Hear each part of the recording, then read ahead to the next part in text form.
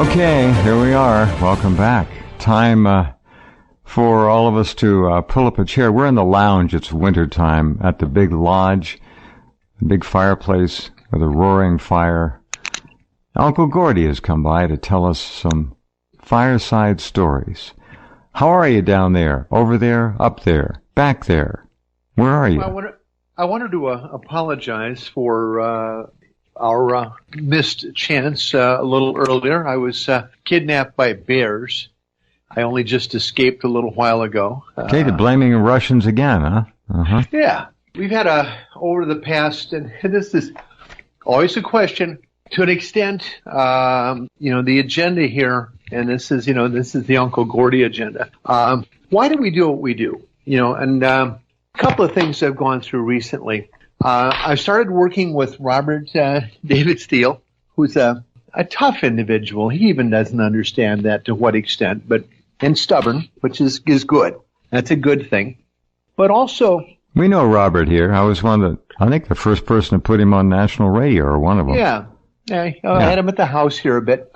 And then yesterday, kind of an old-time liberal progressive guy, Mike Palachek. Now, both Robert and Mike are, and Robert has a way of actually putting this fairly well. My background in his line of work, because he's a post office person, I'm counterintelligence and operations. He's more analysis. We're from different post offices to that extent. Got it. And so when we sit down and talk, we go over the things he believes and he accepts, and then I tell him why I don't believe those things, and then he lists where sources are, and then I tell him who they work for and who paid them off and who's been sleeping with their mother. That's funny. The counterintelligence side. Yeah. I'm a profiler. I profile everybody, and I know what everyone did. So Palachek is on one of the talk boards with me, and he's another hardworking guy, progressive. By progressive, and I don't always mean that as well as I could. A progressive is someone that takes the traditional stand, and I have to admit I'm there to an extent, that big business very seldom is involved in anything that you want to be part of. So if banks want it, for instance, and God only knows, I worked in banking for years. I'm a banking finance guy. Mm-hmm. I certainly, did that. I've worked in defense contracting. And from the inside, I know how hard it is to be, let's say, moral and reasonable. And I'm not an anti-money guy. I actually kind of have some money. Well, you have an elevator. It can't be all that bad. Right? Yeah. But like how the Middle East will be settled. The only way it'll be settled is when you get Israelis and Saudis and Iranians down at the table, cutting oil and banking, finance and water deals together at the table, doing business, people making profit together, working together in a real world. And you take all of the politicians out and probably hang every single one of them. And it'll all work perfectly fine, as it will here. Now, my scream at, and I've been accused of doing this the last couple of days. If you have beliefs, the beliefs that the Clintons are bad, that George Soros is plotting against you, that vaccinations are going to hurt your children, that global warming is fake. Those outlandish beliefs. That Barack Obama was born in Kenya. Well, one of the guys working with me for some time in Africa was a retired senior FBI official, and he was a major birther until he and I went to Kenya together to help train their counterintelligence and counterterrorism forces. This was before the Uncle Gordy blimp period? This is in and about the same time. I've been working with airship and aerostat people for about 20 years. But we arrived in Kenya, and since we were there with the Minister of Interior, who runs the National Police and all the National Archives, we're sitting at the table, and I'd been in a waiting room for about 20 minutes, knocking flies off my head. And that's what it's like in Kenya. It's a country, they've got flies there, and they're really healthy. If you don't like the sound of buzzing, you should stay away. I got it. They do more than buzz. I've heard.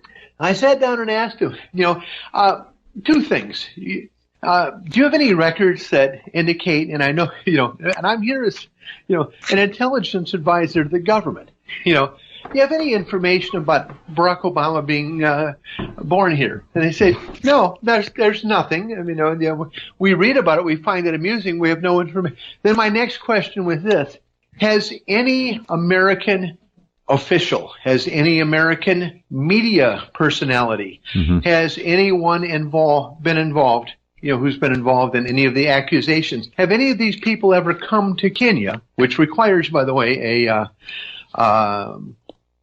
you have to get a visa to do this, and asked for any of these records ever? Looked for birth records or family records at all. Has anyone ever come to investigate Barack Obama? And they said, no, not a single person ever came to Kenya and talked to anyone. Nobody. It never happened. Wait. One thing. There was allegedly a town in Kenya that has a sign up. This doesn't exactly lock it in, but it says birthplace of Barack Obama. Remember that? And his alleged half-brother and all that crap. That's all I know. Anybody can put anything. Anybody can put anything up they want. But nobody tied to any of this. Not only was it all totally invented, and who invented all of this?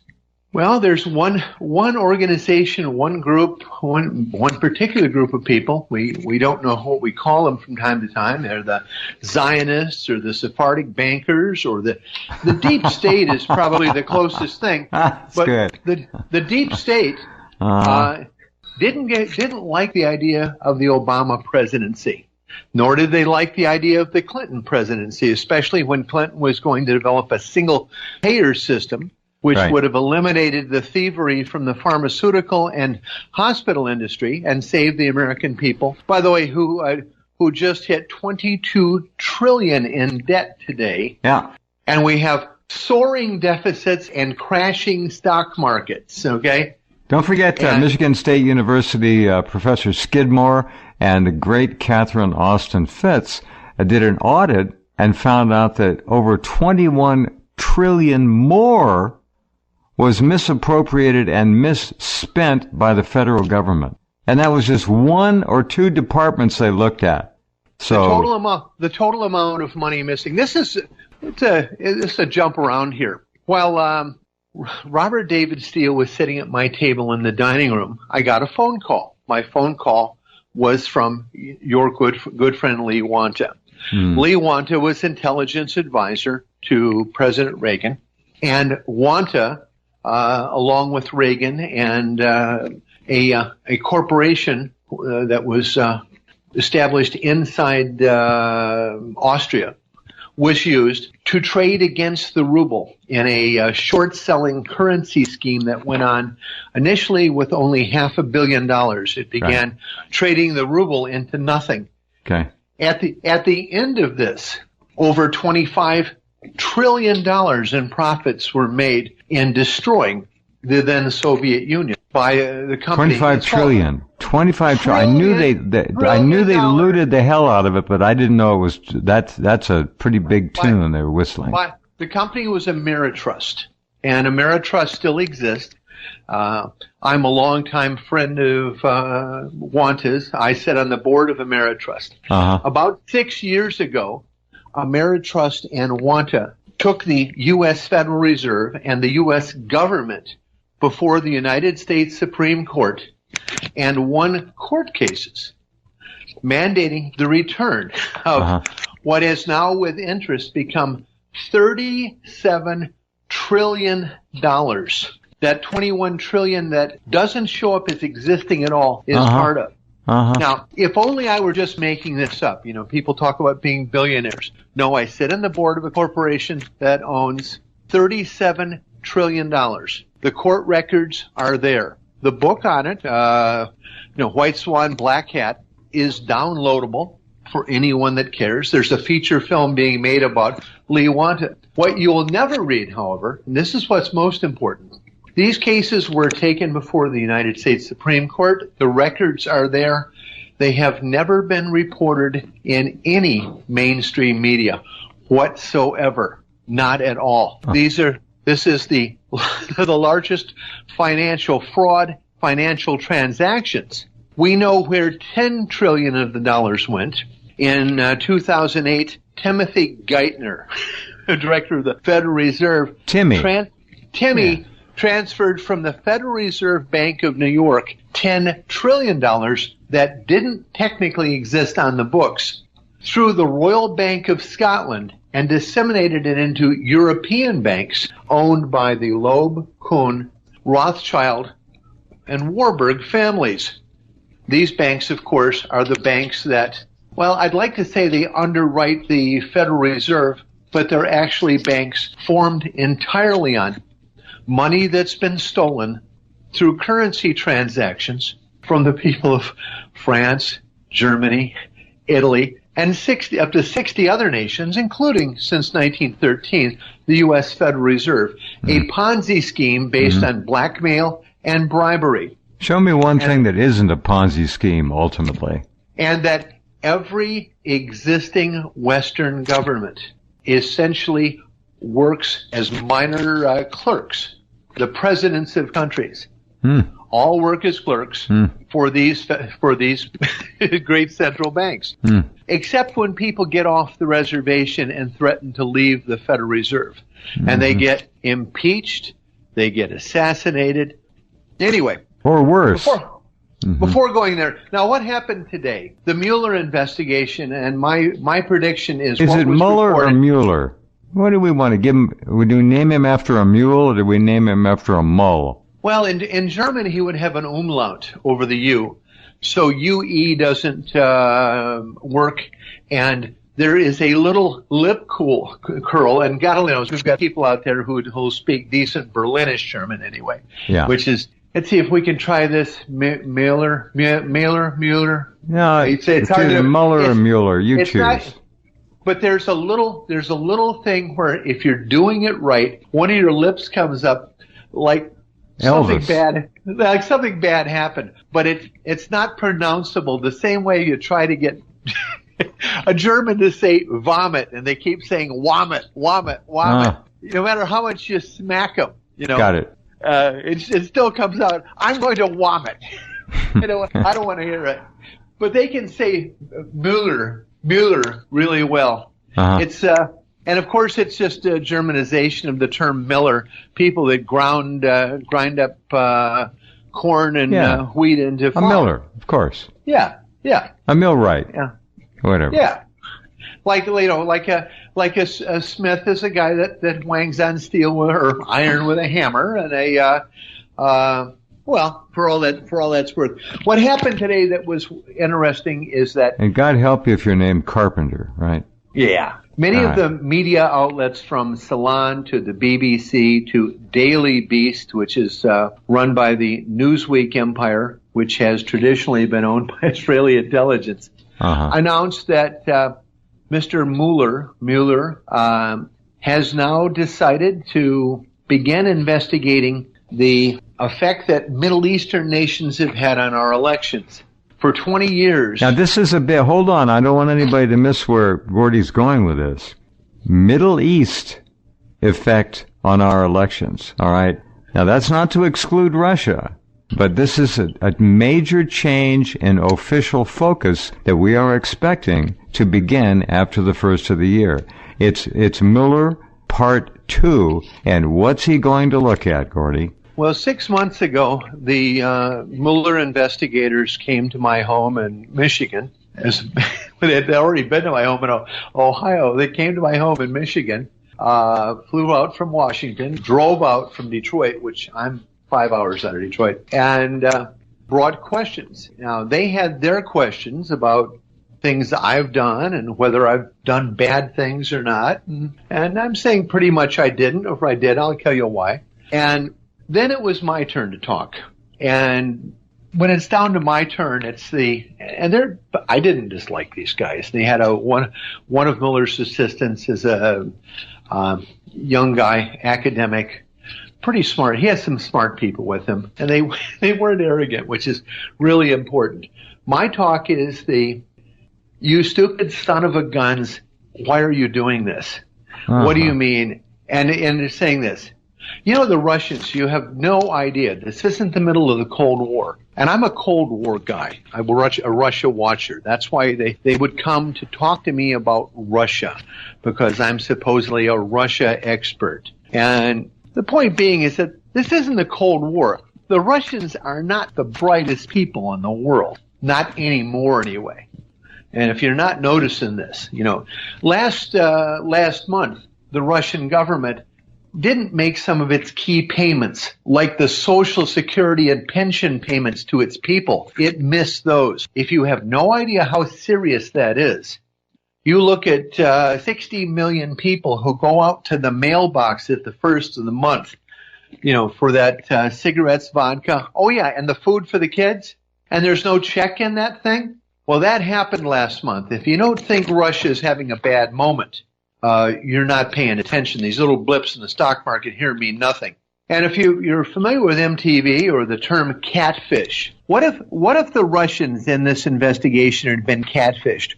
What if someone else set it up to make it look like the Russians had done it? What if someone hired somebody like Paul Manafort or other people and had them go to the Russians and say, hey, we can get you this, we can get you that, and began building what looked like the mechanism to rig elections. Now, what we learned a couple of days ago is the chief executive of Google had to testify before Congress and find out exactly how much money the Russians had spent. I laughed. Yeah, spent rigging the election on buying ads.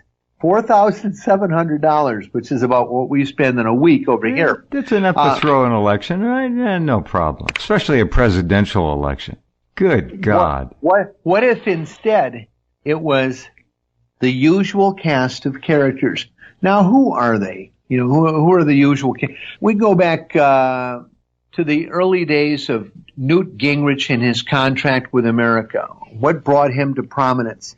Well, Newt Gingrich cut a deal with an Australian newspaper magnate. Magnate is another, you know, it's what they say instead of boss or crime figure. Yeah, well, most people say magnet. They don't know the difference. So just leave them alone. Rupert Murdoch. Now, Murdoch had taken over most of the press in Britain and had used his reporters, who were mostly Mossad agents, to phone hack, and by phone hack we mean wiretap, the security services, the royal family, and the Home Secretary, which would be a combination of Secretary of State and Vice President. Since all of these leaders in Britain all belong to satanic pedophile rings in the first place and have like forever, and they really do. It's what they do there. You know, they go to school and buggery is the primary class in a British public school as it is. But sadly, all of this was recorded. All of these people were blackmailed, and the British government was turned over to Murdoch's associates, who make up, of course, the extremist Taliban that run the state of Israel. Toward that end, they have placed people in government. The failed Theresa May, they arranged the fake Brexit, and Britain is right now close to nationalizing their entire police force. They've got 75,000 military ready to hit the streets, 40,000 more being sent to Northern Ireland, and they're ready to declare martial law, as is France is ready to declare martial law.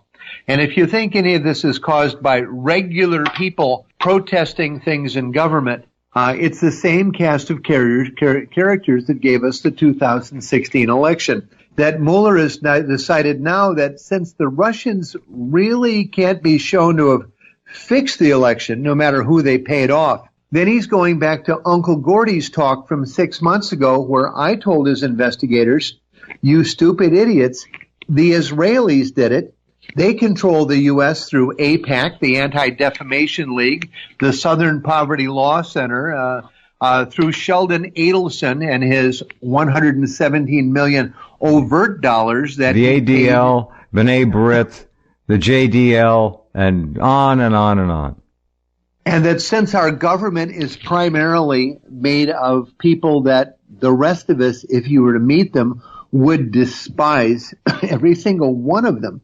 They are the absolute scum of the earth. If you wonder why you look at your elected leaders and you don't see anyone there that you would admire, the perfect Eagle Scout, the great war hero, whatever. Instead, when you see, and it's not people like you or your next door neighbor, but people you wouldn't touch with a 10-foot pole, it all becomes relatively clear that we are, well, and this, we get down to this occasionally, we are citizens in a police state that's part of a prison planet run by people that live off us like ticks live off a festering corpse. We are living under a military government, military-industrial, congressional entertainment complex government, Northcom, the Pentagon, and the rest of it is a tawdry excuse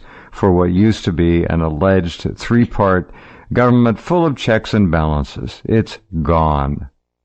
The sign of the takeover, and this is what had set me early on at odds with Trump, that I recognized Trump from the people who owned Trump. Trump's primary controller is a Russian named Simon Mogilevich.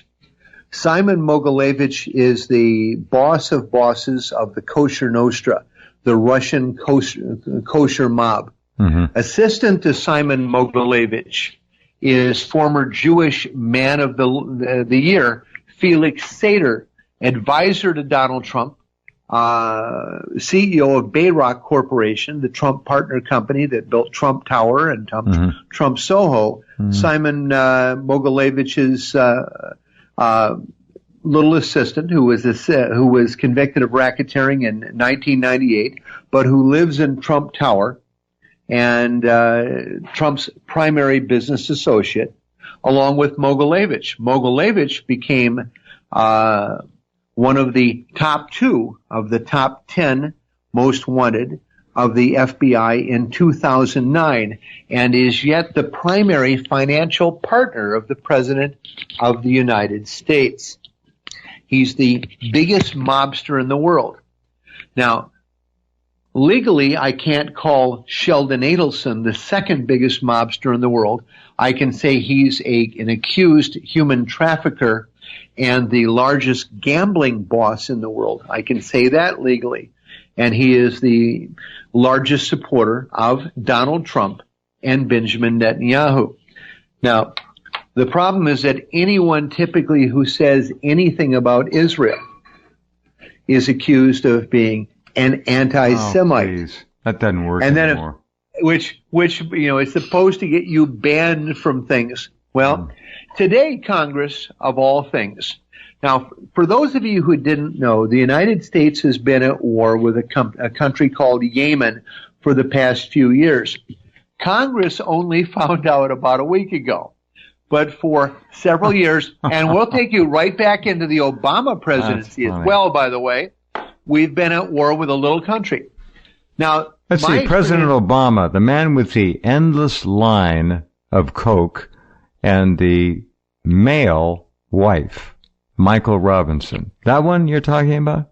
Well, and what we had found today about his successor would be Donald Trump, whose addiction is crushing up Adderall, which is methamphetamine blend anyway, and snorting that for the last 6 years. He's been an addict to Adderall. And what he's accused of in his teen pageants is preying on every girl he can find that looks exactly like his daughter. Now, that raises other issues which you probably don't need to go into. But Yes. No. That Donald Trump has an addiction to amphetamines.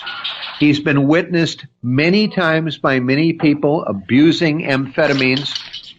It's also mentioned that Mr. Trump does not know, and we always suspected this, doesn't know how to read, can't even read the cue cards on his shows and his teen beauty pageants. And I'm saying this again, and we have an informant on this, but we have a video up where this is openly discussed on Veterans Today, that his other addiction is to girls who look exactly like his daughter. And he will go as far as now, to again, have plastic... we cannot go down this road. I'm sorry. Plastic surgery done to make them look exactly like his daughter. Exactly. All too true. Exactly. And there have been those who report that Donald has been hands-on, very much a loving father with his daughter. This is the same reports that we have is that he is for you moms out there, the absolute worst possible dad imaginable. Short of Jeffrey Dahmer. I'm glad you added Dahmer there. Thank you. Yes, yeah. But now, as far as Mrs. Obama goes, now, the other one we're looking at here is we're taking a little bit of a look at Mrs. Trump. Now, one of the things we trace back to her talking about the current Mrs. Trump, right? The current. There's been a series, but hey, we all go through these things, That's true. But the current one here, the fabulous beauty. Now, there was a lawsuit against was it Webster Tarpley a few years ago. Tarpley had accused Correct. her of being a call girl and having brought into the United States to service clients on her knees for a we didn't say this. New York City. This came allegedly from Webster. It came from Webster Tarpley. Now, and then Webster Tarpley was sued and then paid a massive amount of funds. The Webster Tarpley has no money at all. But, he didn't have money before he was sued. He didn't have money before he was sued. He even has less later. The problem we have is that Webster Tarpley has, by our estimation, that all of this may be another form of catfishing. That we are trying to create a belief in people that if they discuss the real background of our First Lady, what is her real background? Now, I know increasingly, as she begins to mature here into her 40s, she has the jaws of a pit bull. You ought to know. You can go on. Yeah, I have two of them running around in the room here with me. It must be raining here because they're soaking wet. But it's raining out there. Yeah, we've got rain and 37 degrees out here, which is pretty nice when you live this close to Santa's homestead in the North Pole. Right. But the real issue is going to be, and something we've waited for 20 years. We've waited for the United States to begin investigating, and what is listed in the media today, the mainstream media, which Jeff and I have both despised, that it will be Israel, Saudi Arabia, and the United Arab Emirates are coming under investigation from Robert Mueller, the special prosecutor, and that he's going to investigate the interference in the American election by AIPAC, the Anti-Defamation League, and other organizations that Jeff had mentioned earlier, that for 20 years, Jeff and I have been working to have the government stop, who have rigged American elections, blackmailed American politicians, are responsible for murders of reporters, murders of public officials, massive espionage, theft of nuclear weapons, and the planning and execution of the destruction of the World Trade Center and 9/11. That's who these people are. It's what they've done. And then, of course, when Donald Trump got in, he gave them carte blanche to bulldoze homes in the West Bank. He moved the U.S. Embassy to Jerusalem in direct violation of the Fourth Geneva Convention, and agreed to help the Saudis invade the nation of Qatar, who thank you. Another wealthy emirate that wouldn't do what they wanted. One, by the way, that's represented by Adamas Aerospace, a company whose board I sit on. So I don't have clean hands with Qatar, I admit. But I'm admitting it up front. And the other one, of course, is this war on Yemen, where the United States has been fueling and arming Saudi and Israeli aircraft for 2 years that have been refueling them in air. Refueling them in air and doing it with funds illegally bilked from American taxpayers that has led to the death of 40,000 men, women, and children in the very backward nation of Yemen, where their only military technology basically is the spear. The United States is doing this in order to crush a Houthi tribal organization. Well, it's not a Houthi tribal organization at all. The people of Yemen banded together, and there are two different ethnic groups or religious groups in Yemen. One are the Shiite Muslims, 12.5%, and the 85+%. And you guys can finish the math off yourselves, of Sunnis. Well, all of them got together and threw then temporary 2-year interim President Hadi out of the country because he was a Saudi stooge. One thing people in Yemen all hate are Saudi Arabians. Well, it has nothing to do with Iran or anything else. The United States has wanted to control Yemen because Yemen controls an entry to the Persian Gulf and an entry to the Red Sea. It's a strategic geology issue. Now, let me ask you another thing, just rhetorically.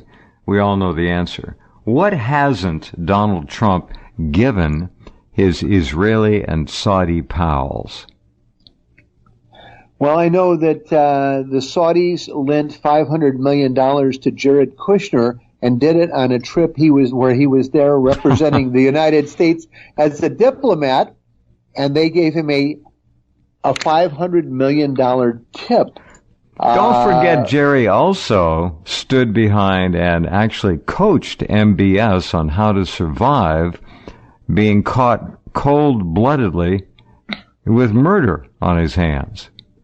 And the Khashoggi issue. What's the story behind Khashoggi? And it began when Khashoggi, as the best-known Saudi journalist, began criticizing the relationship between the royal family and Donald Trump. And Donald Trump asked that Khashoggi be silenced and expelled from the country, and he was. And Khashoggi then moved to Virginia. But Jeff Bezos, the gazillionaire that runs Amazon Corporation, placed this guy on a big desk in a big corner office at the Washington Post, where a little problem in Saudi Arabia became a huge problem to Donald Trump right in the middle of Washington, D.C. And lo and behold, how was he dealt with? There we have Mr. Khashoggi. He's in Turkey. He's planning a marriage, and he still has Saudi citizenship. So he shows up at the Saudi consulate. And I think we all know the story there, where he shows up to get his marriage authorized, as is required through childish and insane Saudi law. And instead, he gets dragged to an interrogation room, duct taped to a chair. All the while it's being recorded, and these recordings have been played to members of Congress. They've been played to everyone. Who recorded it and how? Well, the recordings are there. I can't breathe. What are you doing? Put that Get saw this thing down. off of my head. I can't breathe. I think those were his last words. Turkey had the consulate bugged, and that's where the audio allegedly came from. So Mr. Khashoggi, to keep the long story short, you all know it, he walked in, but he didn't walk out. All right? So there you go. MBS has been caught red-handed, involved, ordering it. So that's it. In fact, the U.S. Senate just last night, or was it today, passed a resolution naming MBS, the Crown Prince, as the direct reason that Mr. Khashoggi no longer exists. And his head was allegedly sent back to Riyadh, but the rest of him was dissolved in some kind of acid, we are told. They did this to music in the consulate, and there was apparently pleasant chatter among the butchers that work there. This is just the way things go down in parts of the Middle East. And both Jared Kushner and Secretary of State Mike Pompeo flew to the side of MBS to console him for his stress at having been caught in ordering this murder. It's true. Of a Trump political enemy. And, of course, Trump has continued his support until, of course, the United States Senate and its Republican majority struck down Donald Trump and his relationship, ordered the United States to stop all aid to the Saudis and Israelis in the illegal and secret war against Yemen. And de facto found, the Senate found MBS guilty of complicity in the murder. Of course, they didn't stop our $20 billion worth of arms sales to these guys today. No. And now, the other things that came out of the... Oh, you mentioned Virginia real quick. Don't lose your thought. Okay. You know who else lives in Virginia beside most everybody else? The fellow Gulen, who was behind the attempted coup on Turkey. Gulen. He's actually he's over the border now. He's living on a farm in Pennsylvania. Ah. Right. Oh, he's still here. This is great. I'm trying not to piss off the FBI. Just some things you don't want to do. You don't want them for enemies. But they're questioning me about Turkey, mind you. And I'm mentioning Gulen, and that's, and it was the Gulen is supposedly the individual that organized the attempted coup in 2016 against Erdogan. And they're asking me about Gulen and where they could find him and how they could question him. And then I had to tell them, well, he's living in Pennsylvania and he's in FBI custody. I don't know, there was something That's about funny. saying that made me hurt. And I was thinking the handcuffs are going to be coming out right now because I had a sneer on my face when I said it, But, and as Jim Jubby Dean says so often, you just can't make stuff like this up. You can't. No, I really said this, and I'm thinking, they got to start allowing the left hand and the right hand to talk to each other a little more. What we collectively, any awake, alive person in the United States is hoping for is that Mueller will finally end the Israeli occupation of Washington, D.C., and that we might stand a chance to get our nation back. That's called ZOG, Zionist Occupied Government, ZOG, if you've seen it. And that's as real as anybody that won't talk about this, that won't say that we have a Zionist occupied government and that they control Washington, they control our state capitals. Anybody who won't say this isn't the real deal. Has to be, and now that a former FBI director and special prosecutor has finally said this, and that Congress has, in the last 24 hours have ostensibly been the most important of the last 50 years in American history, with the exception. I have this little dark thing inside me that you'll wake up tomorrow and it'll be like it never happened. The Senate will forget their vote striking down Trump's war powers, which they did today. that we'll wake up and this dream of the Saudis and Israelis being investigated for paying off our government, for arming and training our police forces, and to brutal occupying armies in the U.S., for them looting our economy of trillions of dollars of fake debt, putting this nation in hopeless debt, and guaranteeing that, as much complaining as the Europeans do, it doesn't cost more than the price of your home to send a kid to college there. That unless you have bought magic health insurance, if somebody in your family gets cancer, one of two things will happen. 30% chance they'll die, or at least certainly right away. And the other one is that you'll lose your home, your car, your pensions, and everything you own to the huckster medical mob that will run you into bankruptcy. And bankruptcy now that our government will not allow you to keep anything. You and your children will be homeless if any of you have survived America's third-rate medical care. And we certainly have that here. We ration medical care worse than anyone on earth.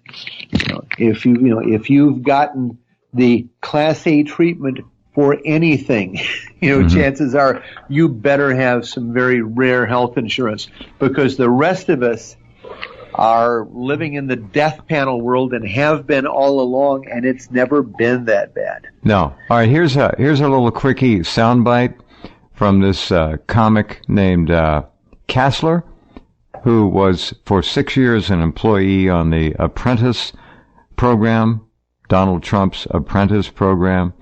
And he's the one who made the comments about the teenage beauty pageants and the other pageants. So here he goes. He's going to talk about the Donald and his, see, Obama had, as I said, the endless line of Coke. Endless.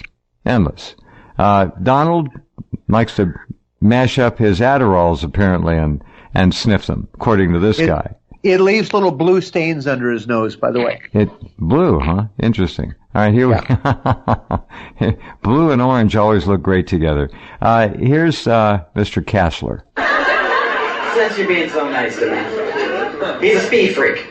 He crushes up his Adderall and he sniffs it because he can't read, so he gets really nervous when he has to read cue cards. I'm not kidding, this is true. I had a 24-page NDA, non-disclosure agreement. I didn't know then he was becoming president. Now it's, no way, dumbass, I'm telling you everything I know.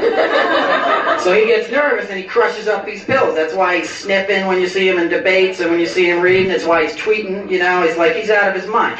It makes sense if you think about it. Methamphetamine was invented by the Nazis to keep the fighter pilots up all night on bombing runs, right? So it makes sense that Trump would use it to hate tweet and his self-centered rage at 4 a.m. on the toilet. Okay, there you go. That's where it came from. Big story rattling around most of the developed world now. And then one of the other accusations, I believe, is made there, if you ran a little further, that Donald Trump has a long history of having sex with underage girls.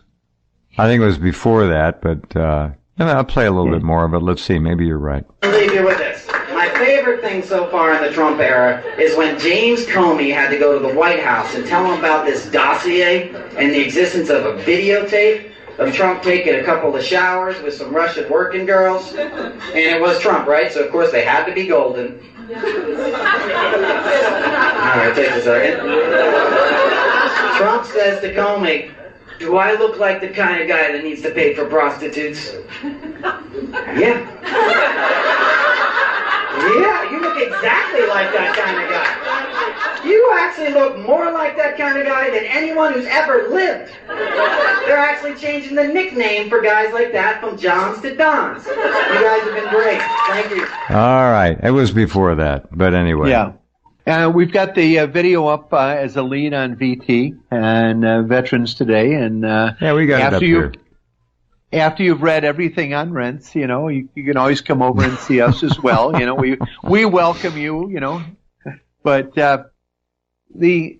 Is it an issue? Is it an issue when you have a nation filled with devout Christians who Christian Zionists? Yeah, who would don't just have as a soon clue. follow? And this is, we've never had anything so close to an absolute self-confessed pedophile. I mean, as good as we can get in Washington are pedophiles that deny being pedophiles. That's as good as it gets in Washington. At least they deny it. This guy's proud of it. And now that's the choices we have. Pedophiles that deny it and pedophiles that brag about it. There are no non-pedophiles. There's only those two groups. And Americans, or certainly many of them, seem perfectly pleased to choose between those two. They consider that an A or B. And it would be like going to a Chinese restaurant and having a choice between boogers and scabs and still sitting at the table and ordering. And it's exactly what we're dealing with. It's not any different than this. Then we could take a look at religion in general, and God knows it's before Christmas, and right. Even I use that terminology. So religion bashing, I'm going to, keep away from as much as possible. But it's grim on its own accord. We don't have to point it out. Most people should be able to figure it out. Here, go ahead. I'll play a little bit more of this. No, play it. Here's the beauty contest part. We'll roll this. We've gone a little bit late here, but that's okay. I worked on a bunch of those beauty pageants he had in the 90s, too. That was a good idea. Miss Teen Universe? Yeah, that's like giving Jeffrey Dahmer a cooking show. Yeah, you got that one, didn't you? Yeah. He would line up the girls on the side of the stage and he would inspect them, literally. He'd stick his little freaking doll fingers in their mouth and look at their teeth. So, not kidding. This is true. He'd line them up like they were pieces of meat. He'd be like, you, and you. If you want to win, I'm in the penthouse suite. Come and see me. Yep. If Trump had a cooking show, they'd call it the douchebag diet. McDonald's, chocolate ice cream, and girls that look like Ivanka are all he ever eats. All right, that's a little down there, but... Yeah, with the exception... That was someone saying this that actually worked as an assistant to Donald Trump for 6 years. Yeah. Just a little bit of credibility there. And who's describing things that he personally saw. Let's try to get past this one if you can, and go ahead up there. I mean, go ahead. Start thinking about bad things. Let's see.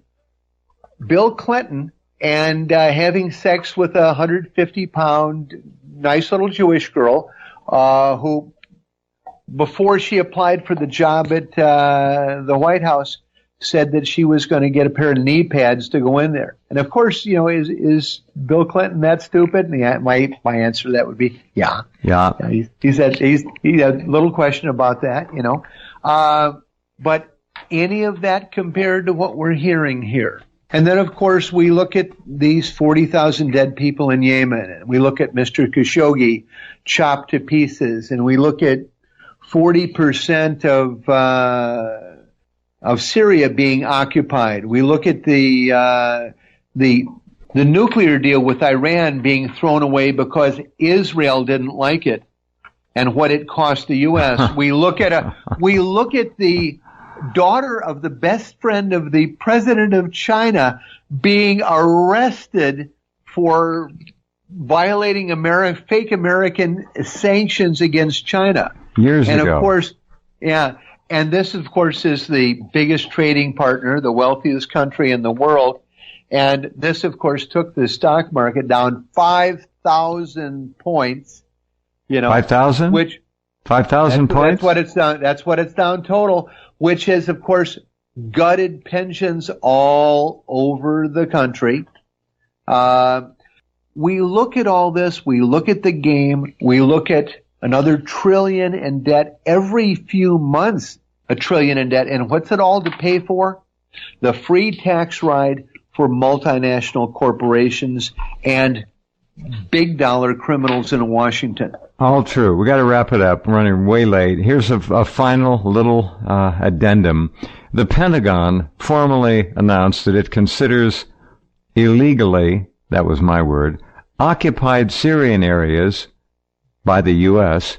as U.S. territory. So are we leaving Syria soon? You figure it out. Well, tomorrow morning, Erdogan is planning on sending 40,000 troops into those American areas to talk to us about it. We'll see how it works out. Be interesting. Thank you, Gordy. As always, we'll have you back on next Monday with more stories from In the Lodge, fireside stories. It's winter. It's always a joy, Jeff. Thank you. You be well. Talk soon. Gordy will be back on Monday.